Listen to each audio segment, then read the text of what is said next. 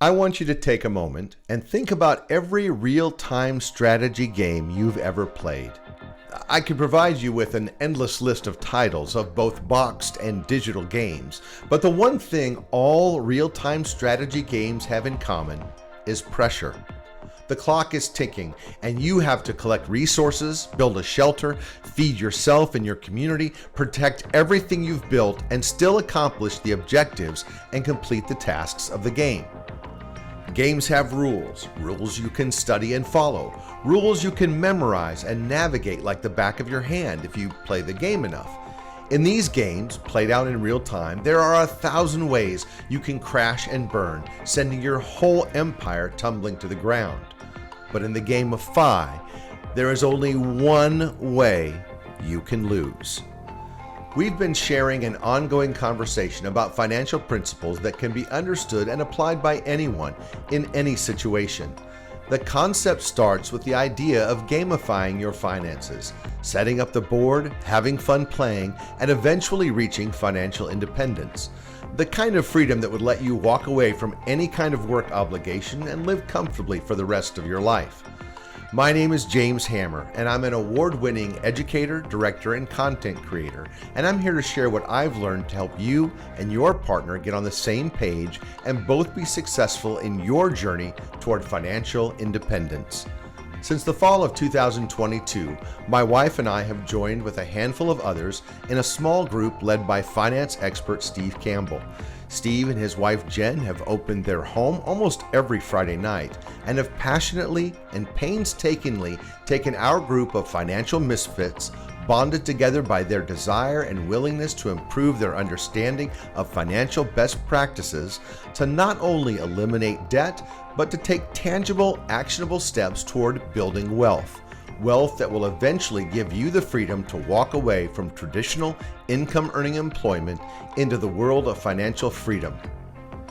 You've been invited to join a series of conversations recorded in the home where we meet and spread out into digestible broadcasts both on YouTube and where you stream your podcasts that explore not only the broad range of financial concepts like debt reduction, wealth building strategies, retirement accounts, and Social Security benefits, but time or money saving hacks and the options for creating multiple streams of income that don't require your full-time presence. Everybody can play the game. Everybody can win the game. Welcome to the Game of Fi, because money shouldn't be such a mystery.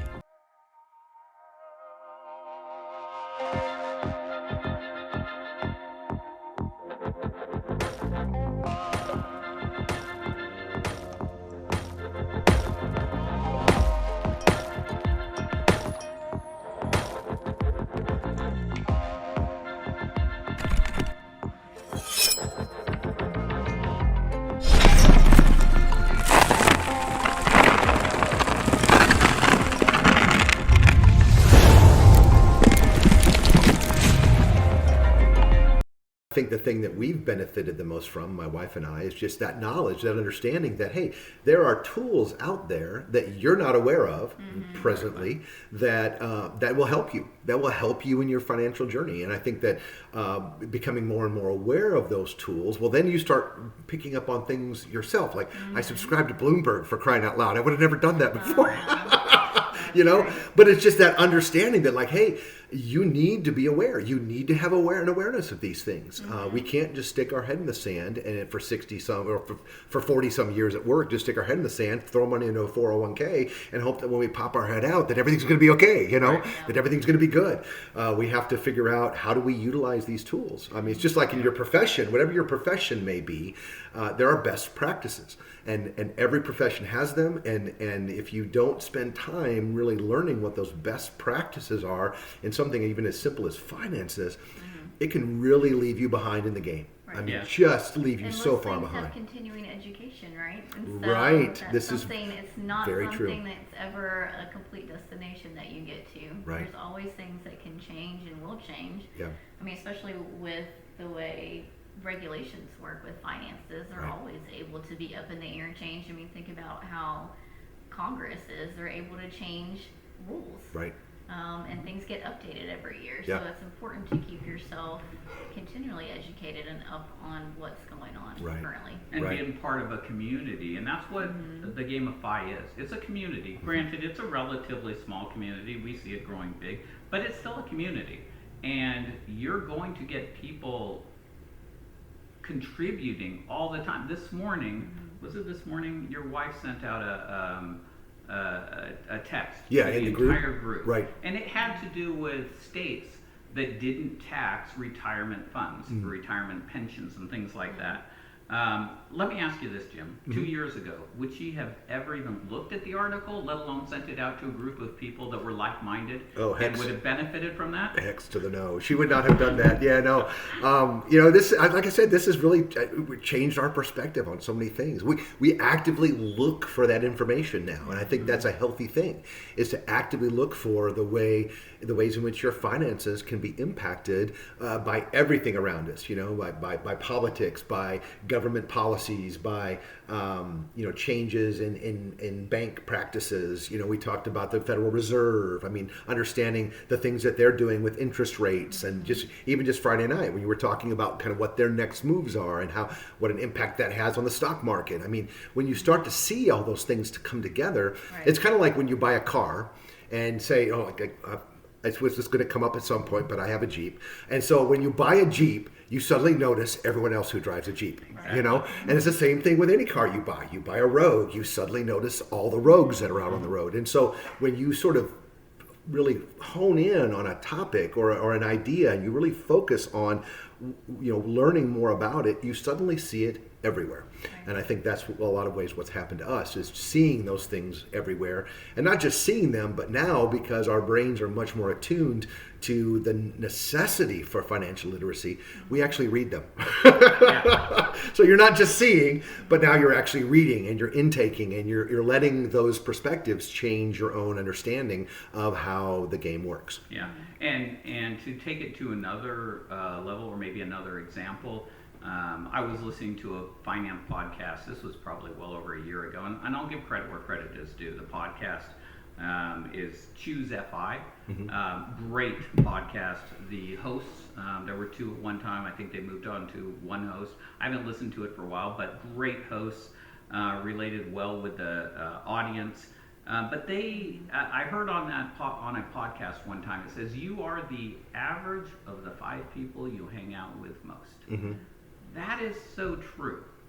In our group now, we have these texts from your wife, who 2 years ago would never have sent that text out to anybody, because she has become the average of the 5 people she's hanging around with most. And our group is one of those 5.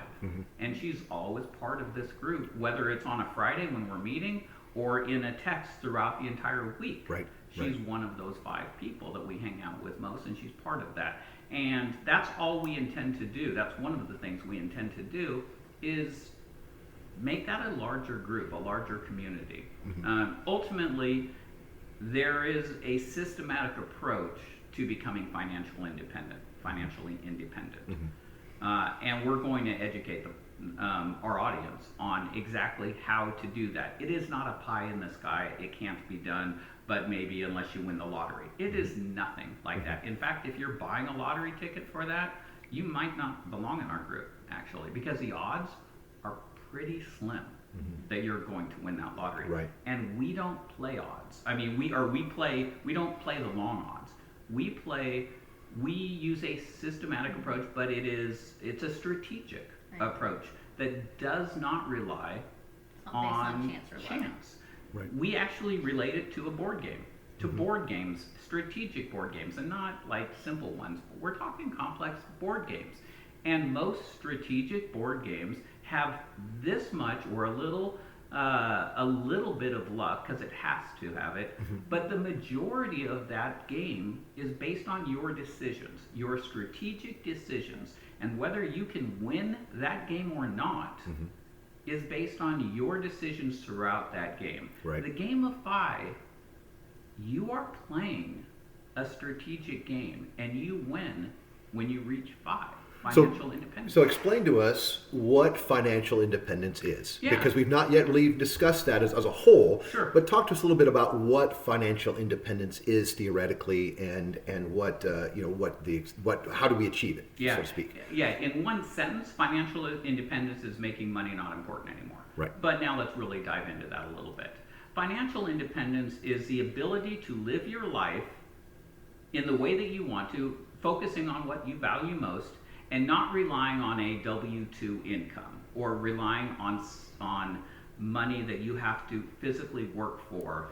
But when you have that passive income coming in that covers all of your bills plus all of the things you enjoy doing, those things you value most in life, and we'll get to those 3 questions. Yeah, the awesome thing is we have got a system that shows you exactly when you can reach that FI date, when you can walk away from your job. So that's a little bit that I think is exciting for people. Okay, yes. I will eventually get to Steve sharing with me specifically how I can achieve financial independence, even if right now I don't see that as in a possibility. Even a remote possibility. I hear it all the time. Yep, and so I think that's the exciting thing, and that's, I think, here real quick I'd like to mention the case study, and just the fact that we will be exploring a case study with these individuals who've joined our group, who have started with a certain amount of debt, and it's not, I mean, it's I would say a common amount of debt. I mean, they would be a typical sort of American family experiencing this kind of debt, and we're doing a case study with them that really is going to show them getting out of debt and the process of getting out of debt. And we've got a target date for them. Everything. I'm so excited to be able to share all these details and stuff. But I wanted to throw that in there to say, look, this is not, like you said, pie in the sky. This is not something that you can't achieve. I mean, for crying out loud, if everyone can achieve this, everyone should listen, because everyone can achieve this. It's not something that is a mystery. It's not something that you can't do. It's a very accomplishable task. Yeah, that's exciting. The couple that is our case study, they are playing their game in front of everybody that's in our group. Right. And ultimately, they're going to be playing in front of everybody who listens to this, because I've got them on for the podcast, the broadcast at some point. So we're going to talk about this. We're going to jump in with them and explore these things, and they both consented to be involved. So I'm excited about being able to share that very much. So. Yeah, we're excited about it. The game it's really simple. It's not easy sometimes, but it's always simple. And that just means that the systematic approach is not a very convoluted system that you really have to have a degree in finance to understand. It is nothing like that at all. It is a very simple approach. Well, the fact that I can understand it is a testimony to anybody that can understand it. I'll tell you that right now. and here's the thing too. We know it works. Right. We've been there and we've done that. And trust me, we've been in debt. Right. Like a lot of debt. Right. And we've reached FI. Our goal is, we love it when we sit there and watch people pay off their debts. Yeah. It's what we enjoy. It's what keeps us going on Friday nights. Right. We love that. And we're going to see more and more people reach FI, and we're going to celebrate with them. We're going to experience their, when they fall down a little bit. Because playing a game, you make decisions when you're playing a board game that you wish, when you finish that game, you're thinking, gosh, I didn't win because I made this decision, and next time I should probably not have made that decision at that point in the game. Mm-hmm. In the game of FI, number one, you're going to make those decisions that are going to take you one step backwards. Mm-hmm. We get that. Mm-hmm. That's part of the game. Right. But unlike all those strategic board games, the game of FI, there's only one way you can lose that game, and 1,000 ways to win it. Now, how long it takes you to win depends on your strategic decisions that you make during that game. Right. But there's only one way to lose the game. Nobody is battling you. Everybody that's playing with you is on your side. Right, and you're not competing with anyone. You're not competing with anybody. Everybody wants you to win. But the one way you lose is by not having fun and you quit. Mm-hmm. That's the number one way people lose in this game. Like any strategic game, if you're not having fun playing, you are going to stop playing that game. Yeah. And by you quitting the game of FI, you can't win. The odds are stacked against you. Mm-hmm. That just by what is pushed at you through societal norms, Right, the constant sort of, this is how you do it, this is what you do, you go to college, you get a degree, you go tremendously into a debt, you get a job, you get a big house, family. I mean, and all, none of those things in and of themselves are bad, but if you're not smart about how you go through the process, you can end up with a lot more debt. I mean, and I think almost everybody does. Yeah. I mean, I don't know personally of anyone who's ever gone through this whole process and managed to avoid getting into debt somewhere along the way. I mean, for crying out loud, that just doesn't happen. And so being able to get out of that and see a way out of that, because getting into debt is easy. And as you know, Jen and I, we don't vilify money. Right. We like money. We want more of it, actually. But money is just a tool. Right. We want more of it so we could do the things we value most in life. But money is not a bad thing. Don't think for a second that this group is about minimalism. It's not. We've got a pretty big house. My son's got a bunch of toys. Our daughter goes to soccer, gymnastics. We buy things. And talk about that a little bit, about how in a system where you're trying to build wealth, how it's okay to go ahead and spend money on the things that you want. Go ahead and talk about that a little bit, because I think that's what makes the game doable, is knowing that you don't have to be saving ketchup packets. We talked about that before, you know. Yeah, that's one of our terms, ketchup packet people. Right. And it doesn't mean that's wrong. Everybody has a level that they're comfortable with when it comes to saving money. Right. Some people, and we call them ketchup packet people, some people want to reach FI as quickly as possible, so they will save their ketchup packets so that they don't have to go spend $1.50 at Walmart and buy a bottle of ketchup. Hey, I've got ketchup packets. Right. Hey, that is fine for those people. We don't have a problem. We don't judge people. Right. But that's not for everybody.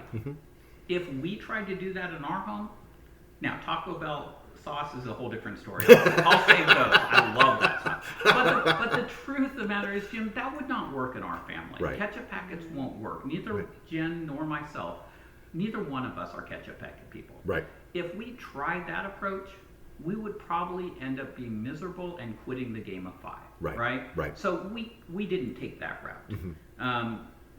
But everybody has to know what their level is. And if they are starting to not have fun playing this game, they need to back down a little bit on their approach. And if that means going out to a nice restaurant and eating, go do it. If it means buying that, whatever that is, spending on a vacation, go do it. Have fun in life. You're going to quit if you're not having fun. But every decision you make, in your game of FI, you are the CFO, the Chief Financial Officer. That's the role you play. Right. Every decision you make will get you closer to FI or further away from FI. Every financial decision you make. Now, sometimes making that decision is required to step away. So it's all sorry. good. It's all good. Yep. This is family stuff. This is awesome. But yeah, so yeah, buy that product. Buy that gift. Right. Spend the money, because you have to be having because fun. ultimately, They might be getting manicures, Right. every once a month or something like that, or Right. Yep. But ultimately, if you look at the people. value of the experience, or the value of the product, or the value of whatever it is you're purchasing, and you say, that'll set us back a little bit, but it would really benefit us in this way, or just be the satisfaction of the experience. I'm very much a person who would spend money on experiences before I would spend money on items, because I really value just that the richness of those experiences in life. And so, but if you know that, like, for example, my wife and I, us going out to San Diego is a refreshing time. We love San Diego. We love going out there. And for us, the ability to go out there and sit near the ocean and just listen to the ocean and kind of get that perspective of us and nature, and kind of put you back in sort of the reality of really what your place is in the universe. Okay, everything's good, and so we love San Diego. And so going out to San Diego is not cheap, but it's something that we're willing to spend money on every year, because we know the benefits that it gives us in terms of it lets us kind of dig in and work for another 6 months and not have to worry about anything and feel refreshed. And so let me ask you a real serious question. What did that do, spending that money, what did that do on your path to FI, on winning the game? What did that do? Well, it sets us back just from a financial perspective, but the value of what the recharge is, and the rejuvenation, and the strengthening of focus, and that just recharging of your battery gets you then ready to do whatever's next, and it lets you keep going a little bit longer in the game. Points to motivation. Yeah, so definitely points to motivation. That makes you feel like, okay, well, we need to do this again. So let's get back to work. Let's get back to work and make it. Those board games, those real strategic board games, when you're making a decision that in the moment probably isn't the best decision, but two turns later it's going to pay dividends. It's going to put you right. It's going to put you in a really good place. Exactly. This is no different. The game of Fi is no different. You have to look at the big picture always. Don't look at today.